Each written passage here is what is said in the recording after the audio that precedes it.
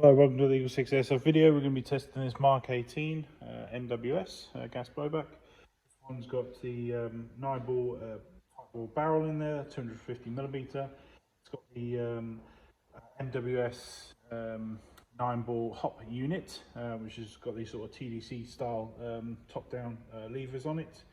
And it's got the Psionic rubber and nub in there, and we've tested it at range and it's all shooting accurate, and now we're just here to just functionality test on it, just to demonstrate it working after we've done work on it.